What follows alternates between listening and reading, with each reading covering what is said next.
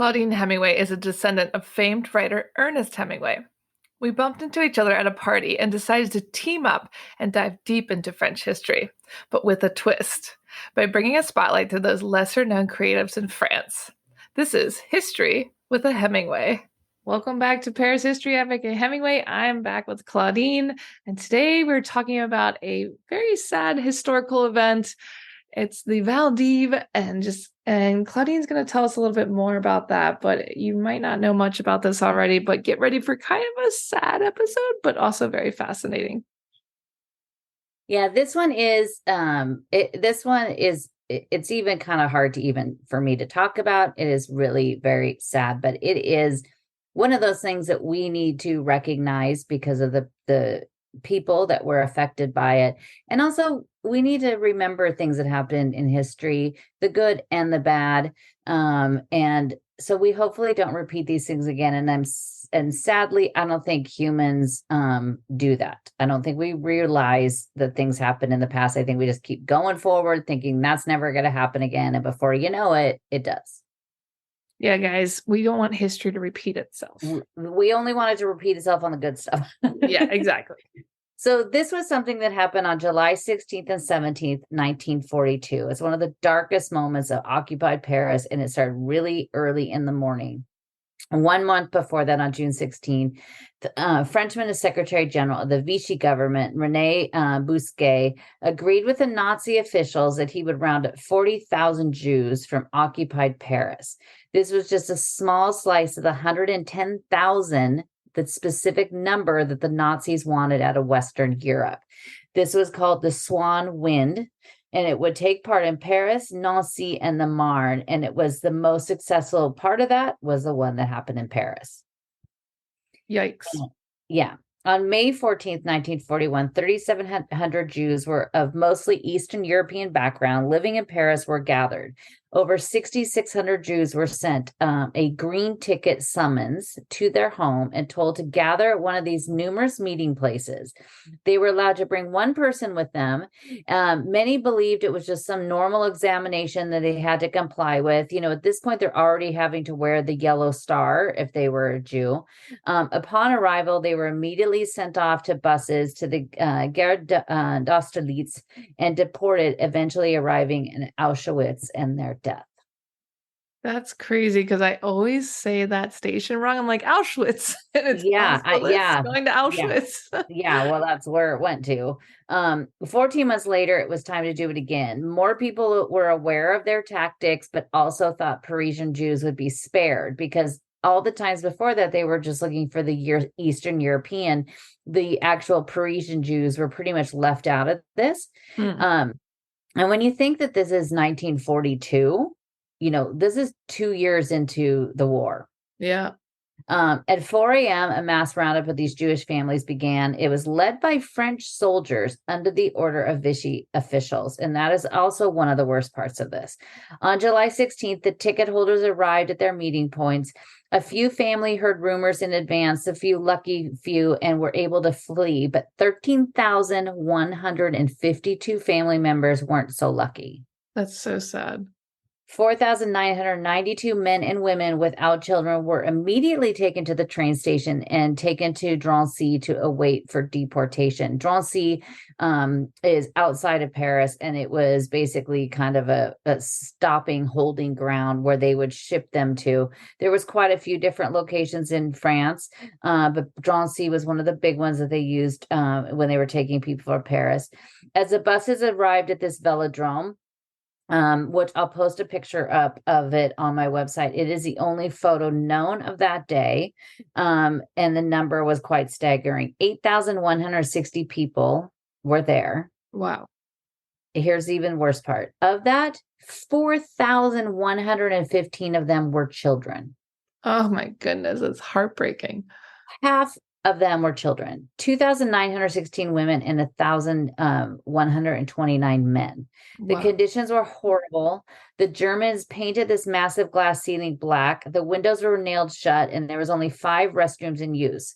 Again, remember, this is in July, and it was a really warm day. It had been a really warm stretch, unlike our July right now. But it had been a very warm stretch. There wasn't any food or water, and it was hot, muggy summer, and the smell was horrible. To make matters worse, as soon as they arrived, they were separated, leaving all the children alone with each other. That is just horrific. For 5 days, it was as bad as it could get until they began to send them to Drancy and the other camps that led the trains to Auschwitz. The women and men went first on August 5th, and then the children went over the next 2 to 3 weeks. The children were as young as 4 years old without their parents. Oh gosh, I can't even imagine. I can't even imagine that, here that, 4 years old.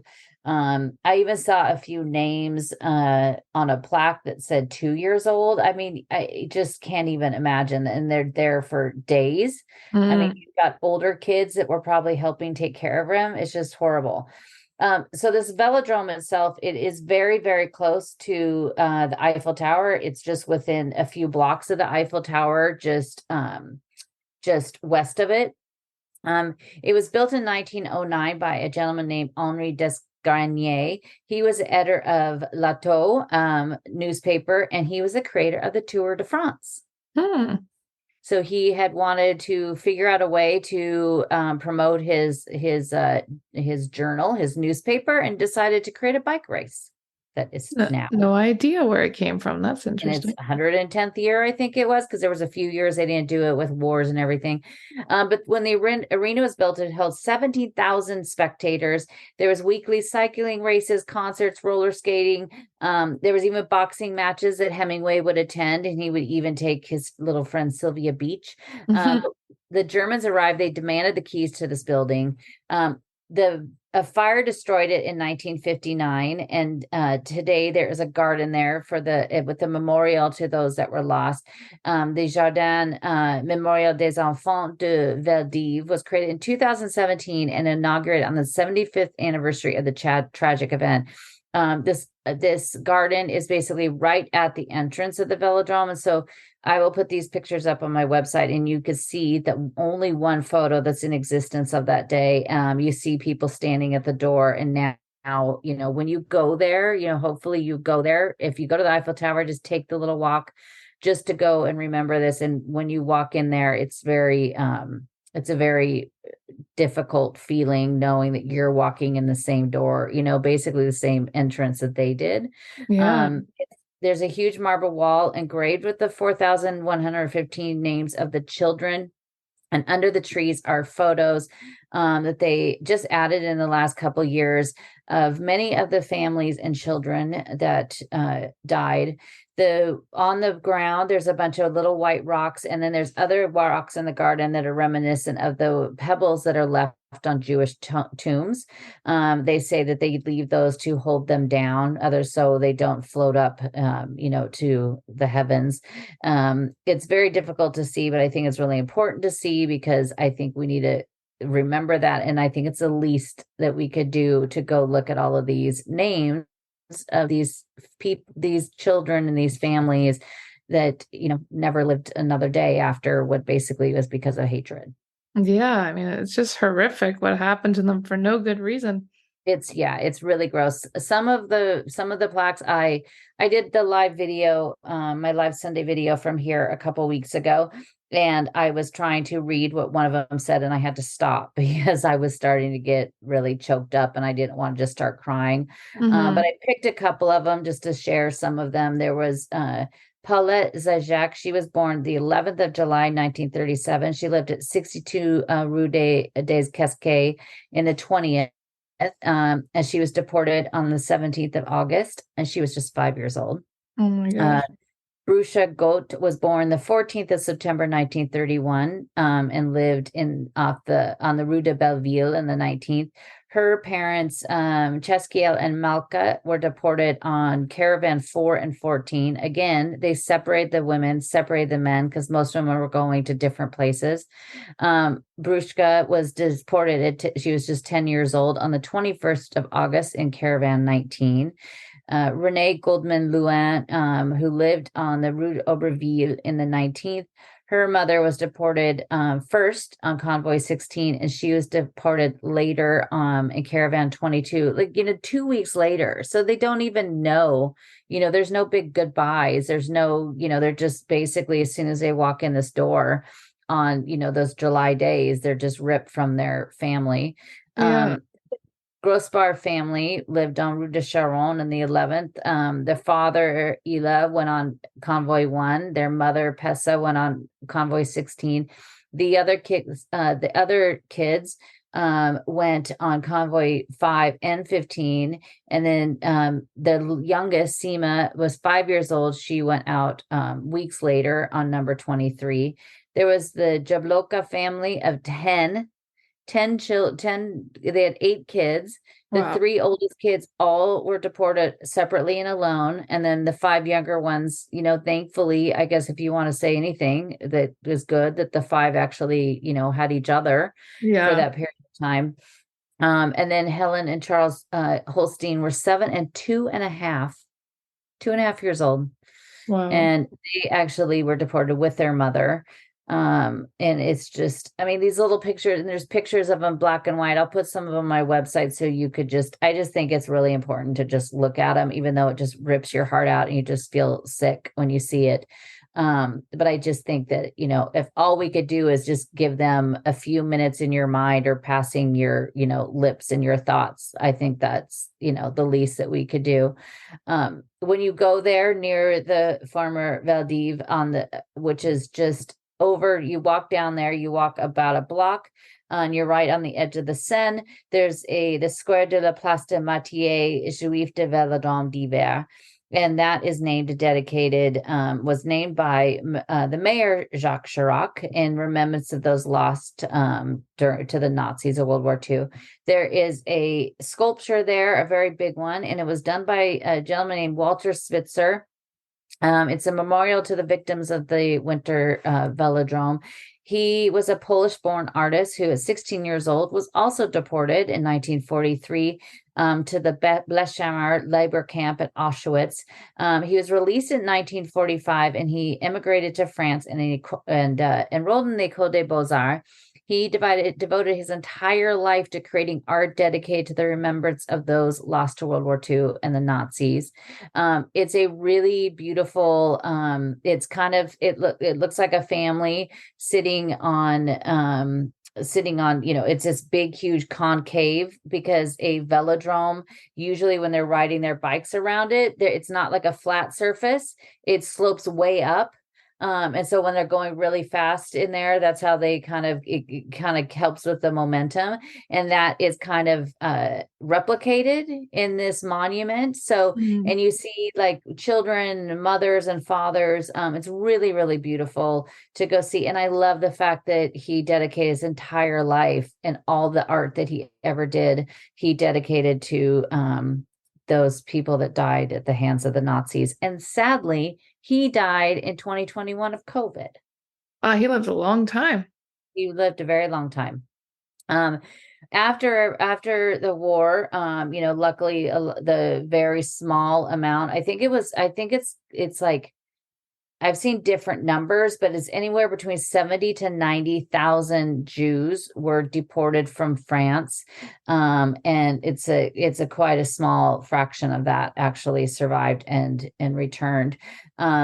After it, at the end of it, the Vichy official Rene Busquet, who was the high-ranking official that would basically ordered this on behalf of the Nazis, he ended up at the end of the war pledging his allegiance to the resistance to save his own life. In 1989, a crime against humanity was filed against him. But on June 8th, 1993, he was killed in the doorway of his home in the 16th by a man named Christian Didier, who wanted to avenge the deaths of so many Jews carried out at the hands of Basquiat. Oh, wow. Yeah, I mean, that's, it's horrible, but maybe sometimes things aren't so bad. Yeah. I mean, Christian Didier, I mean, he was kind of, everything I read about him was he wasn't really there in his right mind. But he just decided he was going to go against, he was just like, no, he needs to be taken out because of what he did.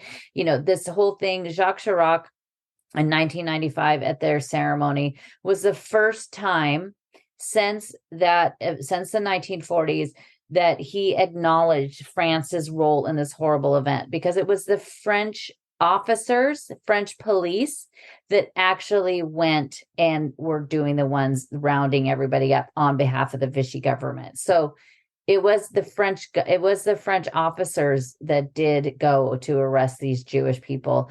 On July 16, 2017, President Macron took an even more rigid stance, saying it was indeed France that organized this, and that it was good that they finally recognized that they couldn't say that they were just without harm in any of this. And this was, it was also, of course, Paris and France was occupied. You had the Vichy government, which was kind of basically in the hands of the Nazis in many ways.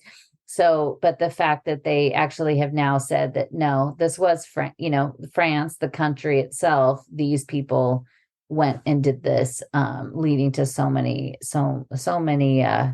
deaths and just entire families being, killed.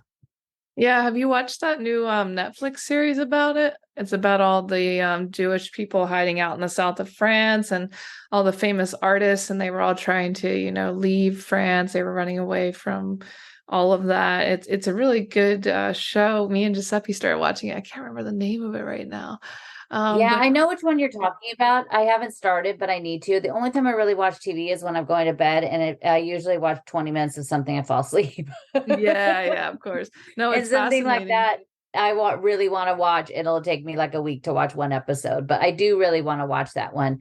There was also, there's a bunch of there's also, was it The Women at War? That's another French one that I think is on Netflix.